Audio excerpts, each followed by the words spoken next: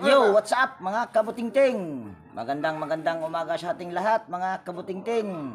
At welcome back sa ating munting channel. Yan, andito tayo sa Barangay Mac ngayon mga kabutingting. At mayroon tayo ditong gagawing electric pan.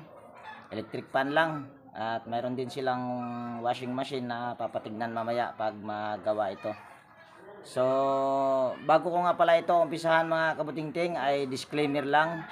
Lahat po ng video na ina-upload ko sa aking YouTube channel ay based lang po sa aking experience at hindi ako dito nagmamagaling. So yan mga kabutingting, ito nga pala yung gagawin nating electric pan. Ang brand nito, kung hindi ako nagkakamali, ay Dynamic. Hindi ko alam kung tama nga ba. Basta pag mga ganito ay Dynamic yata. At burado na kasi. So ibababa ko lang yan mga kabutingting at prepare ko lang yung mga gamit ko. So yan, naibaba ko na mga kabutingting. Sunod naman ay prepare lang natin itong tester ko.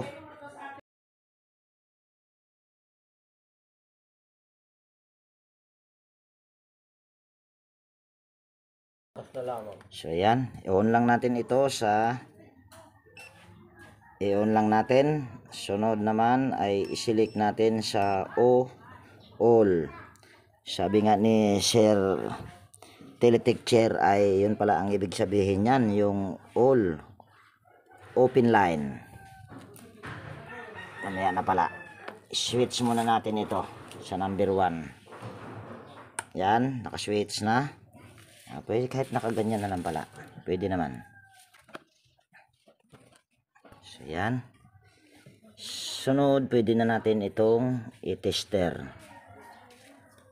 Yan. Kung nakikita nyo ay mayroon tayong nare-reading. So ibig sabihin ay mayroon siyang power pero i-reading natin lahat. I-switch natin lahat. Number 2. Number 3. Mayroon siya. So i-check lang natin yung LC kung malambot. Tanggalin lang natin tong unang screen. At ikutin natin yung LC. Medyo maganit siya pero at the same time ay naiikot naman.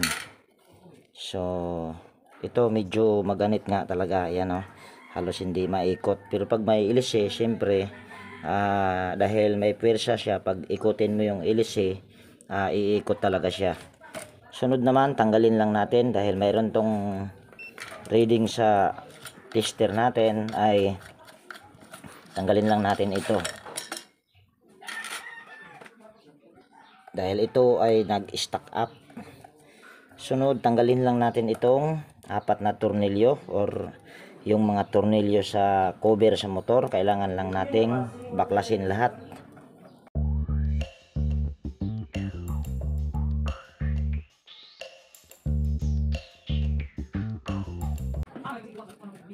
Sunod ay lilinisan ko muna ito dahil napakadumi. Isa sa mga dahilan kung bakit nag-i-stack up ang ating electric pan or yung shafting nagiging maganit siya dahil dito sa dumi. So kung nasipag kang maglinis at maglagay ng langis, ito ay naiiwasan yung pagsikip nitong ihi kung masipag kang maglangis at maglinis nitong makina. So ngayon ay lilinisan ko lang. Yan, linisan lang natin gamit itong paintbrush. At huwag tayong gumamit ng toothbrush dahil yung toothbrush matigas. Pag nakapatid ka ng isang piraso dito na hibla dito sa winding ay hindi nagagana yan. Kaya ang gagamitin mo ay paintbrush lang. Ito ay kailangan nating baklasin para malagyan natin ito ng langis. Pwede naman ding dito, pwede ring tanggalin lang natin yung takip sa gearbox para malagyan ng langis. So ito sa pagkakataong ito ay bubuksan ko at para doon malagyan ng langis sa loob. Itong 4 na tornilyo lang na ito sa motor, ayan lang yung tatanggalin natin. At habang tinatanggal natin yung mga tornilyo ay mayroon lang tayong i-shout out. Shout out Robian Baldimor, Puknoy Official, John Santiano, Isidro Florindo, Francisco Milurin, Darmin, Alex Concepcion, Rose E. Pasya ng Kalawan, Laguna, Josh Bilalon, Donato Matias ng Malibay, Pasay City. Yan, shout out po sa inyong lahat. At sa ating mga silent viewers, sa organic viewers, yan, shout out po sa inyong lahat. At maraming salamat po sa inyong walang sawang pagsubaybay sa aking mga upload na video. So ngayon, natanggal na natin yung 4 na tornilyo. So hugutin lang natin, at bago natin ito hugutin ay titignan muna natin kung sa paghugot natin ito ay wala bang matatamaan na winding. Kasi minsan itong winding ay mayroon to siyang nakapasok, o pag mayroon siyang nakapasok at hindi mo titignan, pwede yan siyang magasgasan or maputulan ng isang hibla or ilang hibla ang maputol. So ngayon, dahan-dahanin lang man natin, at ito naman ay wala naman siyang medyo mayroon pala. Ayan, oh, kung makikita nyo, pag hugutin ko ito ng ay tatamaan yung winding. So yun yung ibig sabihin kung bakit kailangan mo pa siyang tignan. At ito, babaklasin muna natin pala. Nakalimutan ko pa pala tuloy yung tornilyo sa swing arm na tanggalin. Yan. At ganun din tong tornilyo na to para hindi magiging sagabal. Luluwagan lang natin at saka natin ito hugutin. So ngayon, pwede na natin itong kailangan dandahan at kailangan wala kang tatamaan na dyan, winding. Katulad nyan, medyo yan, kung nakikita nyo, medyo kinalawang siya. Dito naman sa kabila ay ganun din, kaya siya nag-stack up. So kailangan lang natin dyan ay lilihain or lilinisan para magiging matanggal yung kalawang. So yung pagliha nito ay hindi ko na ibabahagi dahil marami na rin naman akong video dyan na kung paano ako magliha. So yan mga kabutingting, nalinis ko na yung ihi. At ito mga kabutingting ay wala pa yan siyang groove. Kung mayroon man ay hindi pa masyadong malalim.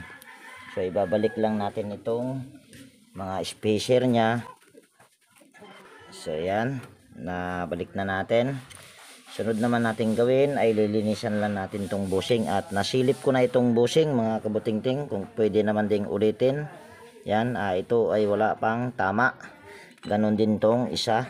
Yan, so kailangan lang natin itong linisin yung bushing nya, at pagkatapos ay lalangisan yung foam.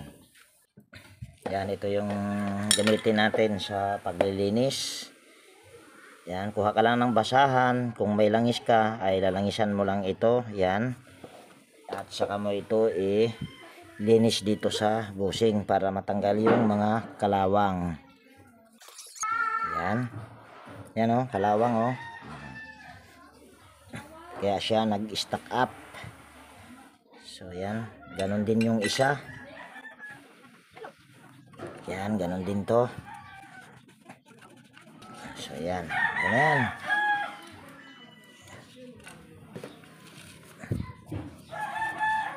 Ito mga kabutingting, kung titignan nyo ay parang siyang tanso or copper, pero ito ay hindi yan tanso, aluminum lang yan. So ngayon ay babasahin lang natin yung foam. Patak-patakan lang natin para mabasa yung foam nya, kasi ito yung tuyo. Yan. Sunod naman ay itong kabila, ganun din, lalagyan din natin ng langis yung foam nya. Yan, tapos na.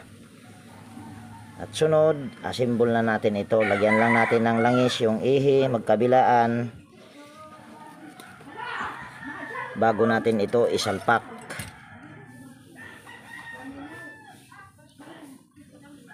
At kailangan pagsalpak mo nito ay wala kang tatamaan na winding para umandar pa rin siya, para wala kang mapatid Kasi pag napatira ng isa yan, uugong na lang yan, or pwedeng hindi na rin uugong. So ngayon, babalik lang natin itong 4 na tornilyo.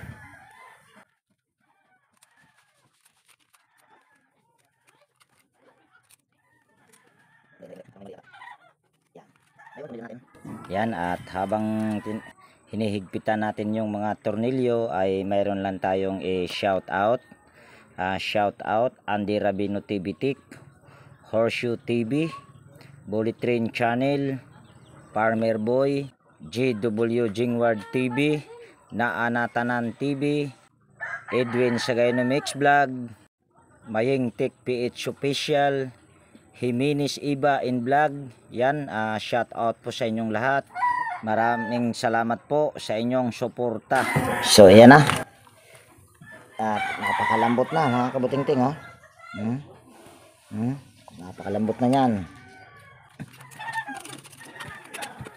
Ngayon ay assemble na natin. Higpitan lang natin tong niluwagan na tornilyo kanina. At ibalik na rin natin yung tornilyo sa swing arm.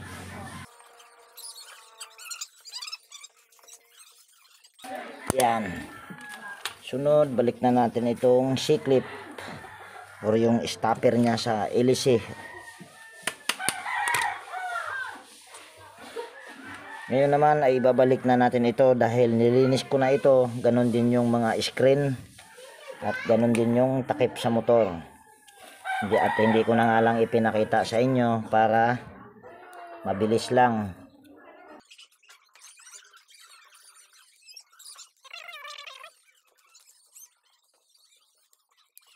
So yan na.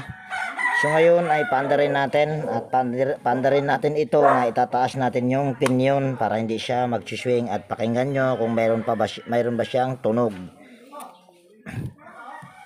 Saksak ko lang dito yung power cord at ilagay muna natin ito sa number 1 or sa 0 pala.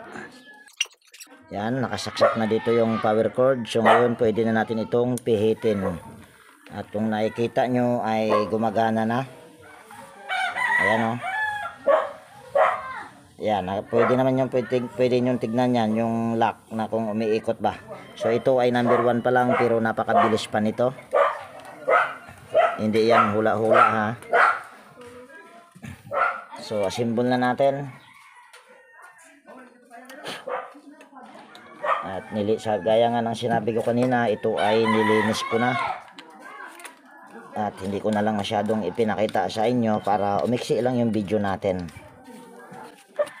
Dahil mayroon pa tayong titignan na washing machine, baka magkasundo kami nito ay hahaba itong video. Kaya hindi ko na masyadong i-detalye. Pero kung hindi naman ipapagawa ay okay lang. Ako mga kabuting-ting ay libre ang tingin. Ganon yung patakaran ko, libre talaga ang tingin. Kung magkasundo kami ng may-ari, kung magkano yung singil ko, so yun, go na. Ngayon, yan pa rin yung original niyang capacitor kung nakikita nyo. Ayan, ulitin natin. Ayan, oh. So kung nakikita nyo ay walang putol dyan. So ibabalik ko na yung takip dahil nakakasigurado naman ako na buo pa yung capacitor niya at mabilis pa nga. Ngayon tutornilyo lang natin ito at balik lang natin yung knob, balik na din natin yung switch handle, naka 0 yan. Ngayon ay lagay na natin ito sa stand.